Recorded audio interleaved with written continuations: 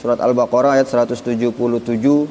Laisal birra an tuwallu wujuhakum qibalal masyriq wal maghrib walakinnal birra man amana billahi wal yaumil akhiri wal malaikati wal kitabi wan nabiyyin wa atal mala ala hubbihi dzawil qurba wal yatama wal masakina wa ibnas sabili wasailina wa fir riqabi wa aqamas salata wa ataz zakata wal mufuna bi ahdihim idza ahadu was-sabirina fil ba'sa'i wad-dharra'i wa hinal ba'si ulaika alladzina shadaku wa ulaika humul muttaqun.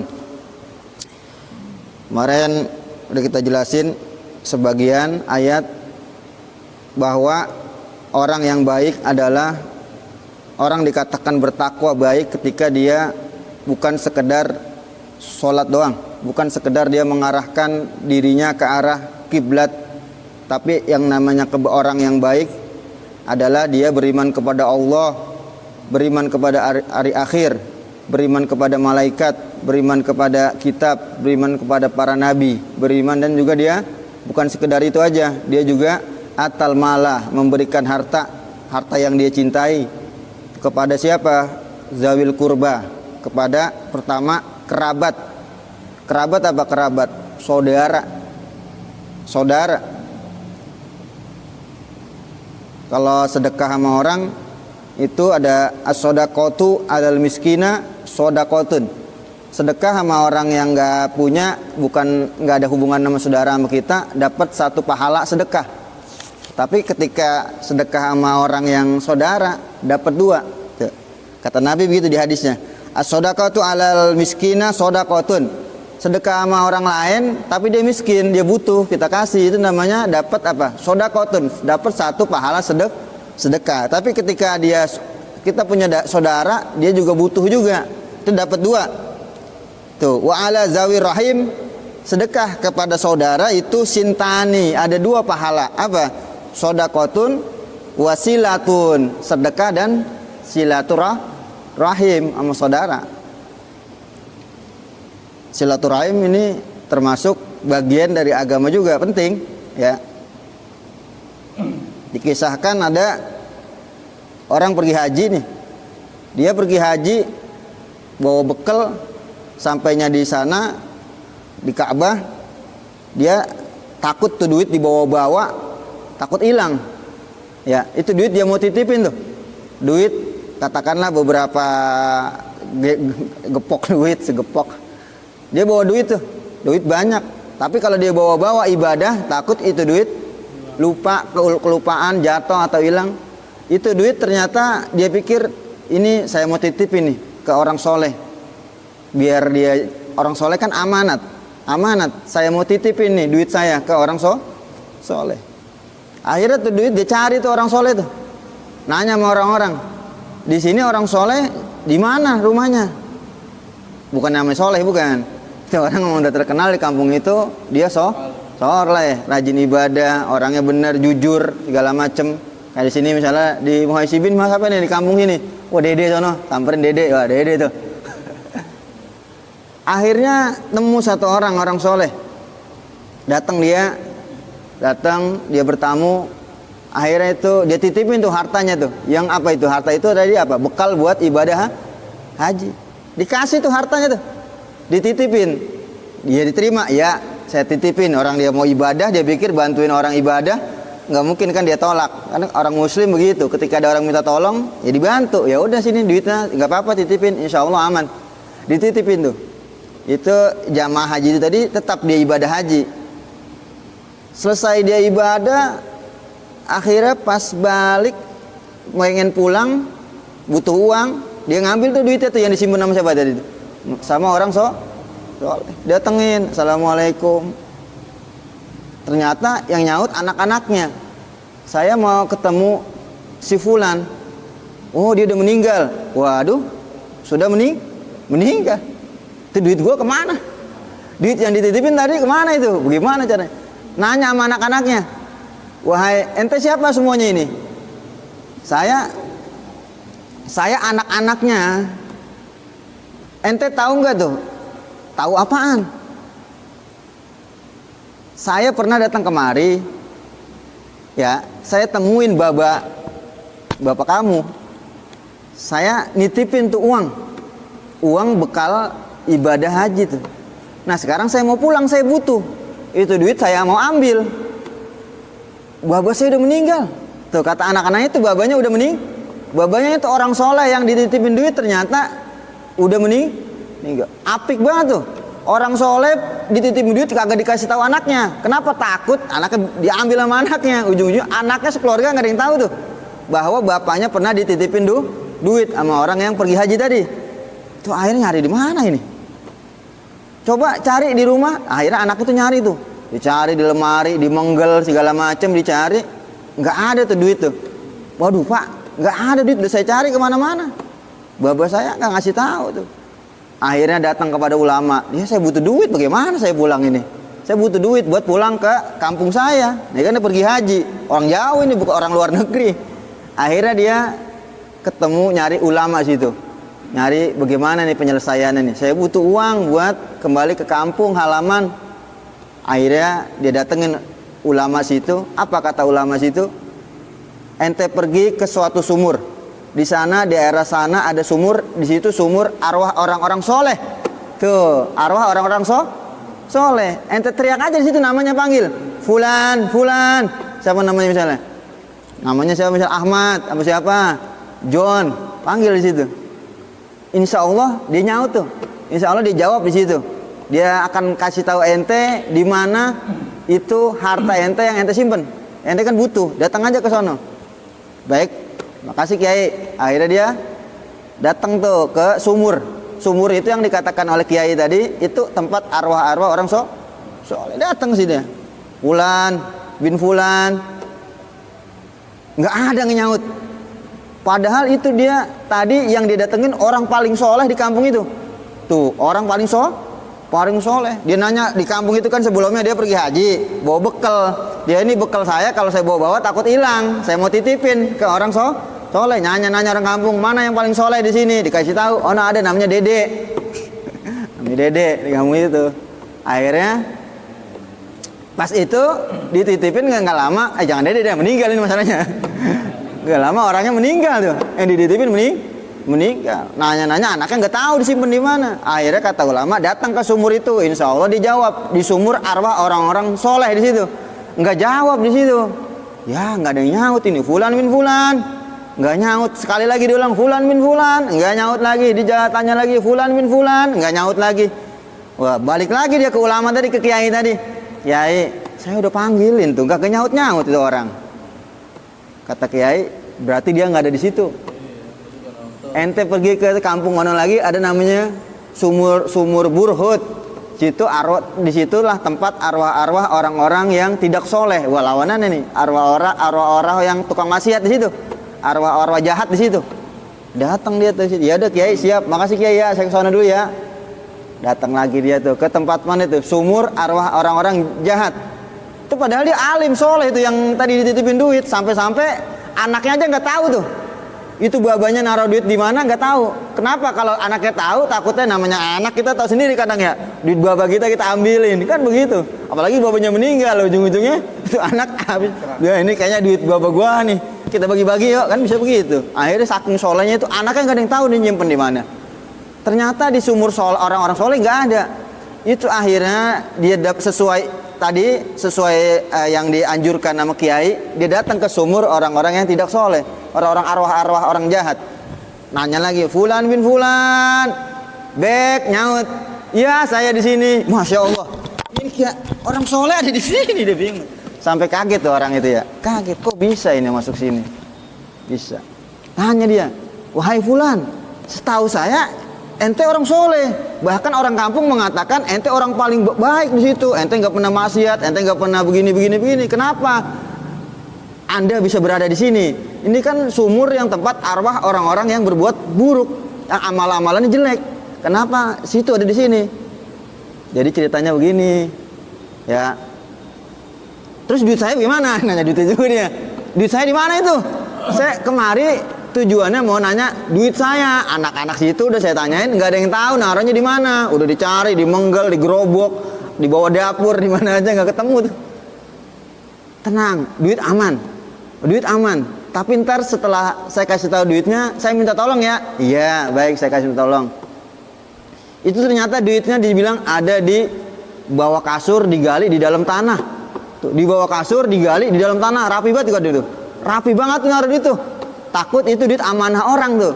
Amanah orang takut ada yang ngambil, takut hilang, sampai digali tanah, ditaruh tuh duit tuh di situ sama dia. Tuh. Duit Anda ada di dalam tanah, kata dia gitu. Terus dia bilang, dia nanya tuh yang nitipin duit, kamu kenapa arwah kamu bisa ada di sini, roh kamu bisa ada di sini? Ini kan tempat orang-orang yang dujana, dujana apa? Durjana apa dujana? Tempat orang-orang yang amal-amalannya buruk, dujana. Kenapa kamu bisa di sini? Jadi gini ceritanya, saya punya saudara perempuan, udah tua, saudara perempuan udah tuh di kampung sono. Saya setiap bulan atau setiap minggu sering silaturahmi, nengokin, nanya kabar, bagaimana, baik. Belum ada WA, belum ada video call, belum ada. Kalau ada video call enak sekarang ya, ketika nggak sempet bisa video callan gitu. Saya setiap bulan, setiap minggu, kadang 2 minggu sekali, kadang 3 minggu sekali nengokin. Saudara saya udah tuh orang tua sih itu, perempuan. Nah karena saya, dia kan orang soleh, ulama, orang soleh, kiai, ngajar kan saking sibuknya tuh, sibuknya ngajar sampai lupa enggak nengokin saudaranya yang perempuan yang tadi yang tua tuh. Sebulan lupa, 2 bulan lupa, 3 bulan, sampai berbulan-bulan dia lupa. Keburu mati tuh, keburu mati. Padahal orang soleh, amalan cakep, tapi masuk golongan terdaftar amalan buruk. Kenapa? Karena dia nggak silaturahim. Tuh, tadi kata Nabi hadisnya, sedekah kepada orang lain yang miskin itu pahalanya 1 sedekah. Sedekah kepada orang saudara, orang miskin yang dia saudara itu pahalanya 2. Pahala apa? Sedekah dan pahala silaturahim. Bahaya silaturahim tuh. Gara-gara orang nggak silaturahim, itu punya saudara. Kita pikirin tuh, apalagi orang tua. Orang tua nggak boleh ditengokin berbulan-bulan, setahun 2 tahun, wah bahaya. Ini saudara aja bahaya tuh.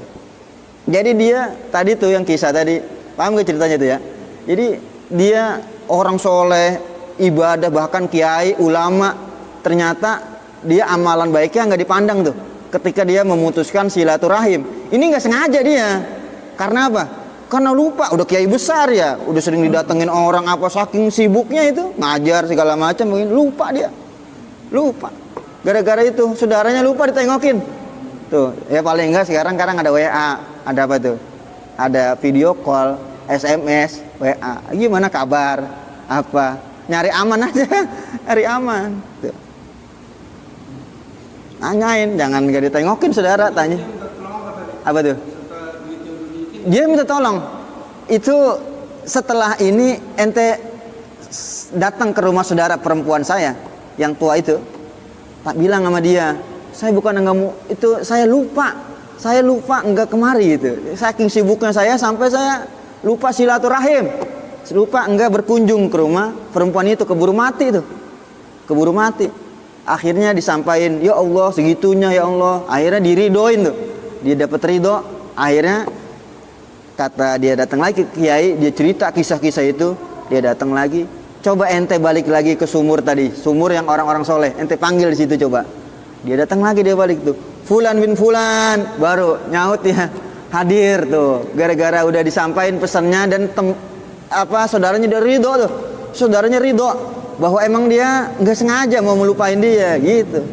Jadi butuh ridho saudara juga kita tuh. Hebat punya saudara nggak ridho. Saudara yang jauh-jauh di sana di Babelan di apa? Lah kunjungin. Ya, kunjungin. Enggak mau dia adek, mau dia abang, mau dia empok, kita tanyain. Mau di bawahan, mau di atas, paling enggak kita tanyain lah. Sekarang mau dicanggih lah, ada WA lah. Tanyain, gimana kabar lo? Nah, itu jangan gara-gara itu nasib kita belangsak ujung-ujungnya. Ya, itu di sini dibilang pentingnya di sini ayat ini dibilang sedekah pertama kepada zawil kurba, kepada kerabat. Itu kisah udah sering tuh diceritain di majelis-majelis, ada di kitab Irsadul Ibad, itu di kitab diceritain. Ngeri. Tuh, enggak dipandang, amal-amal enggak dipandang, amal-amal baik, sholat segala macam enggak dipandang ketika dia memutuskan silaturahim. Tapi ketika diridhoi sama saudaranya baru tuh akhirnya selamat dia. Akhirnya di sumur yang orang-orang baik, arwah orang-orang baik, dia dipanggil, udah balik lagi, dipindahin tuh dari arwah orang-orang jahat, dipindahin ke arwah-arwah orang baik karena udah diridoin sama saudaranya. Tuh.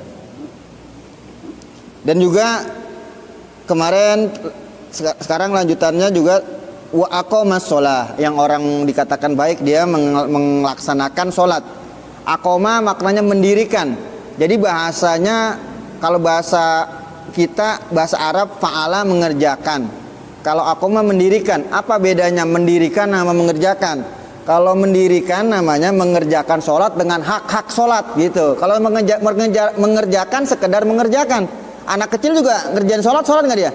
Sholat, tapi dia belum mendirikan sholat. Sholat yang asal-asalan. Kadang dia baca juga kaget tuh doa-doanya. Tuh, cara-caranya juga dia nggak tahu tuh.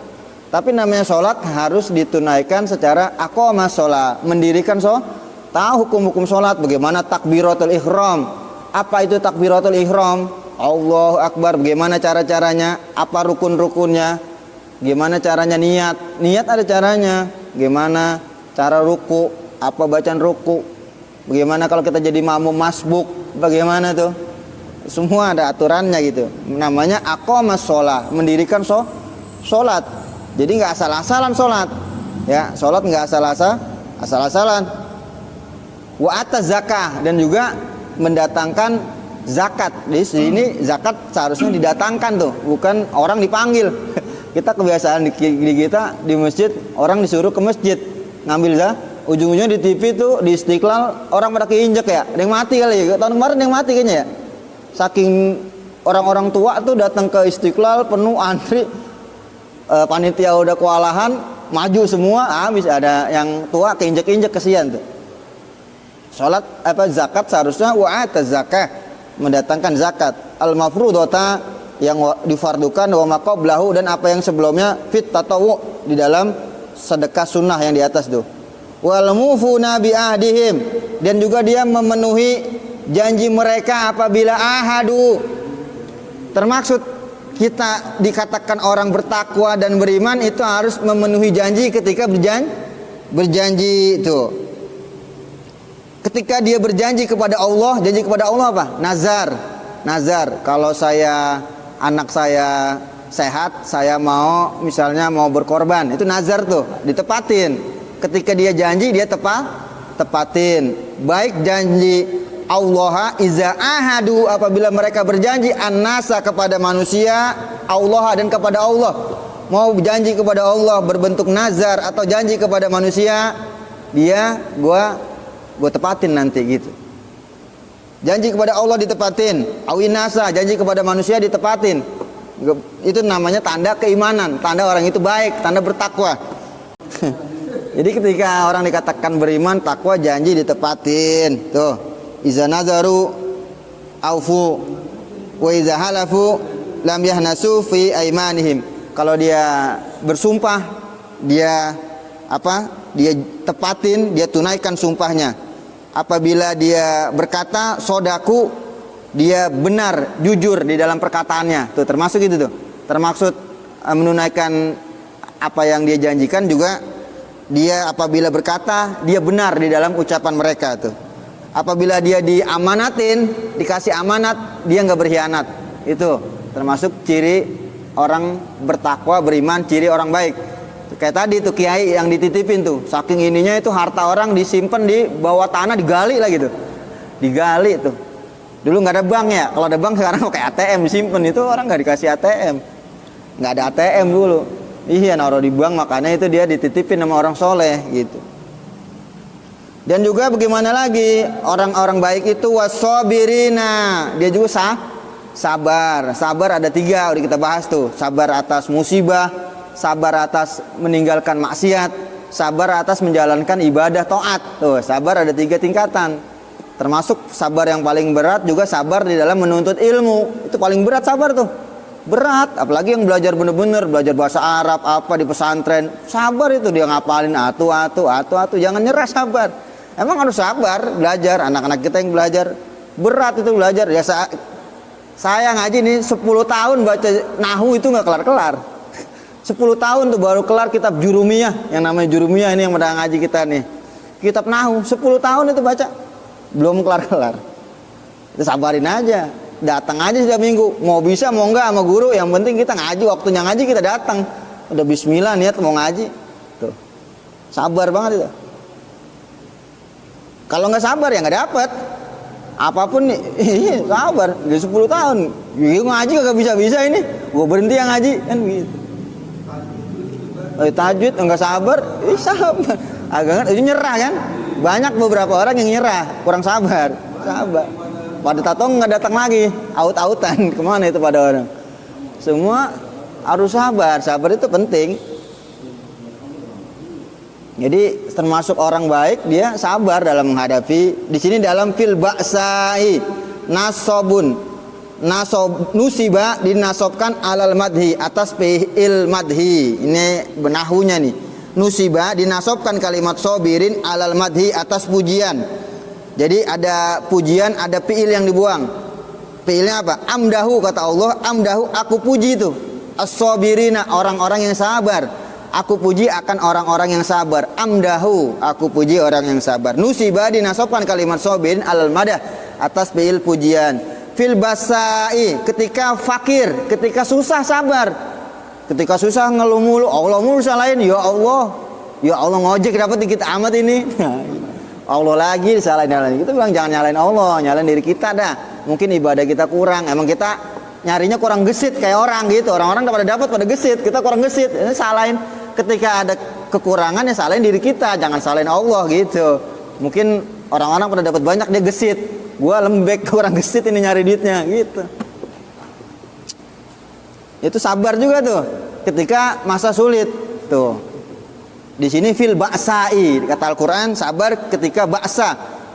Ba'sa itu apa? Siddatil fakri, ketika sangat susah, sangat fakir, sangat miskin, itu harus sabar.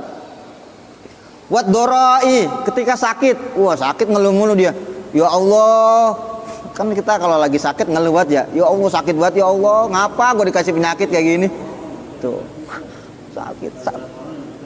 Tuh, gara-gara corona tuh cerai. Corona nggak ada, udah kita dibohong-bohongin doang itu corona. Nggak ada, kita takut-takutin doang. Wadoroi marodi, tuh karena sakit sabar. Wahinal ba'si, dan ketika peperangan. Hinal ba'si, ketika peperangan tuh. Ketika peperangan juga sabar tuh. Termasuk ketika setan, kata yang Nabi Musa dikasih bocoran sama setan. Kata setan apa di kitab Ihya itu kita bahas. Setan masuk kepada orang, aku mudah masuk kepada orang kepada 3 hal. Ketika orang sedang dalam 3 hal ini, aku gampang kerasukin orang tuh. Ketika apa? Pertama ketika marah, ketika sedang peperangan, tuh. Ketika sedang ngadepin perempuan yang bukan mahram, tuh. Termasuk perang harus sabar. Perang harus sabar. Kalau nggak sabar, wah kabur ya. Dosa kabur dari perang. Tuh. Kabur. Ini apa tuh? Dua-duanya akan dirasukin. Jadi dikasih rasa cinta sama setan. Itu laki demen dibikin, walaupun tuh cewek jelek, walaupun tuh laki jelek, dikasih rasa demen tuh. Ketika dia seringnya berduaan sama yang mahram, biar kata dia jelek, demen tuh. Itulah kalau berdua setan udah mainin tuh. Biar kata dia kurang-kurang. Iya. Apalagi hati-hati tuh. Waktu sidatil qital.